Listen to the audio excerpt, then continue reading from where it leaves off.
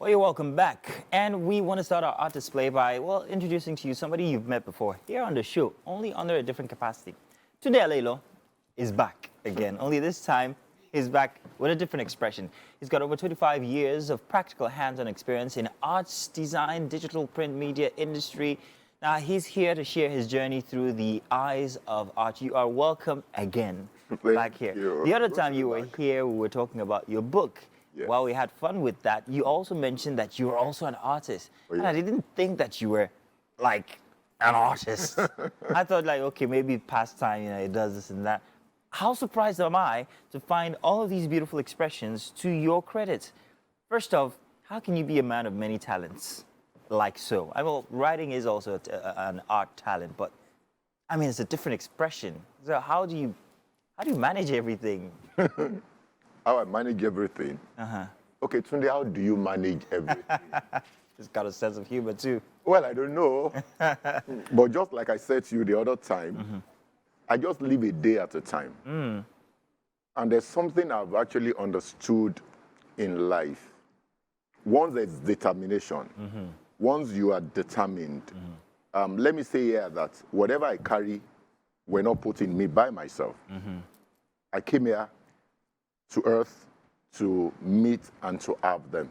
Nice. The only responsibility I think I have that I've tried to live up to is just to develop them. Okay, that's nice. And like I said to you earlier on, I'm actually trained as a fine artist. Oh, okay. I have an NC in fine arts. Graduated in 1997 from Federal College of Education Technical, Akoka, as the best student. I went to even on direct entry. Okay. And I ended up being the best again. So it's a talent that I have. Tunde, that's fantastic. Let's talk about these expressions here. I'm going to start with this one. I'm going to lift this one up here just so you guys can see how many of these we have. That's a very interesting one that I personally like. I hope it's not reflecting because there's glass on there. But that's of is that a Benin or Yoruba Oba? A Yoruba chief. A Yoruba chief. Precisely from the ancient town of Ondo. Ondo State. Does it have a name? Does it have a specific name? No, it doesn't have a specific name, but the name of the piece is a Yoruba chief. Yoruba chief. Now, this is pen on paper, is it? Yeah, as a pen on paper. Pen on paper. It takes a level of, what do you call it, precision to be able to get pen on paper artworks, because you can't afford to make too many mistakes on that one. If you make a mistake, it's either you cover it up nicely or you totally change the concept of the paper. So that takes patience, first of all. And this is not the only kind of expression that you have here today. You also have these ones here that are watercolor on cardboard, I think. Sorry, oil color. Oil color. Oil color on watercolor paper. On watercolor paper. Oil color on watercolor paper. Let me put this aside here so we can see these ones. There's also a theme, and I noticed that you have human physiognomy is your thing. Why is that? Okay, I have human face, and I also, I think, if I'm permitted to say that, I'm a feminist. Okay. Okay, why did I say that? Why? I was raised by a single mother. Okay. So I grew up with her. So naturally, I gravitated towards the female gender. I'm also married to a woman, and I have a daughter who is with me in the studio today. Oh, that's nice. Where is she? There, she's there. There she is. Nice to meet you. She's a beautiful girl. Oh, thank you so very much. Okay, so what are these called? Who are these? Okay, just like you said, when you were talking about the Yoruba chief, when I got into school, I just realized I love drawing figures.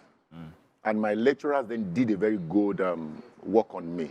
So I love to pay attention to details. So as I grew, I also now realize, because I must also say that in terms of temperament, I am somebody very emotional. So I'm captured by emotions.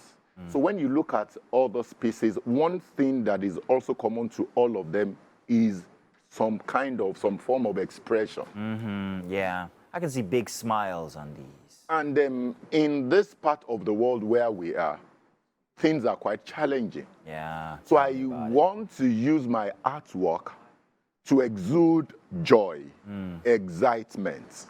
So in the faces or in the emotion of most of my female figures, if you're gone out there and you're battered and you see my pieces, I want you to be happy.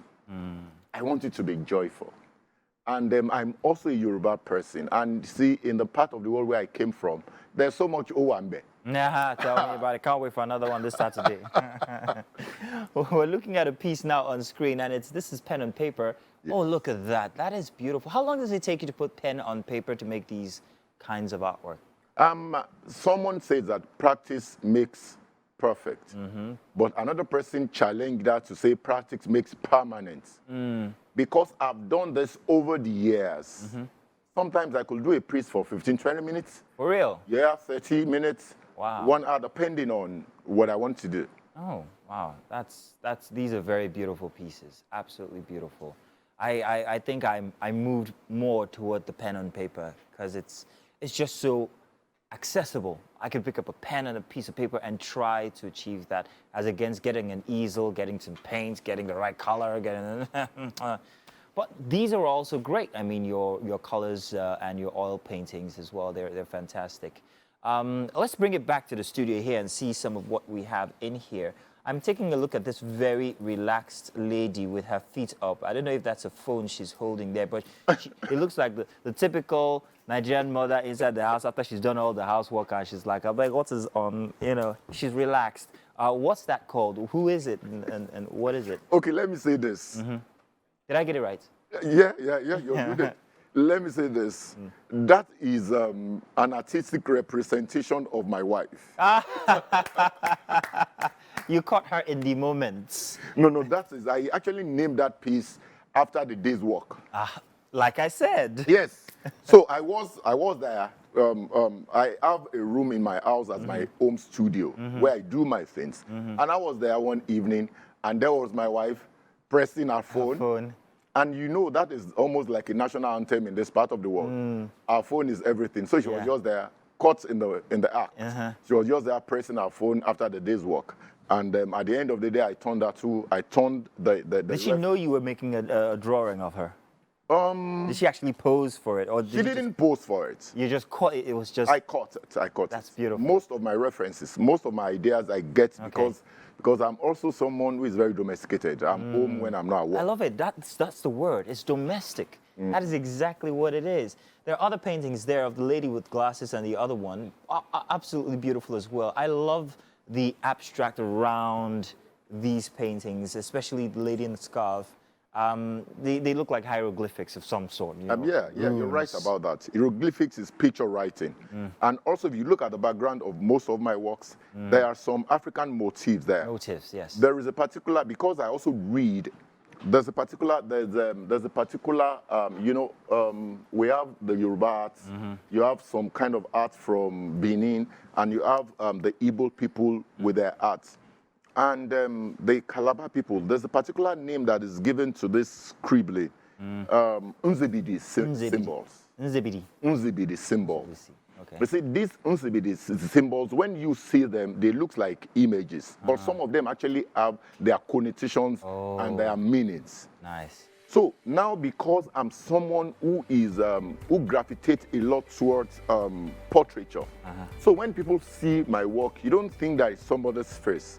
So, and also in the world of art, one thing that could give you an identity and introduce you to the future to the public very easily is when you're able to create an identity for yourself. Nice. So I asked myself today, what identity do you want to create for yourself when you do this work? So I started infusing all these images and symbols into my work. Absolutely beautiful. Listen, your artwork is more than meets the eye, just as you are more than meets the eye.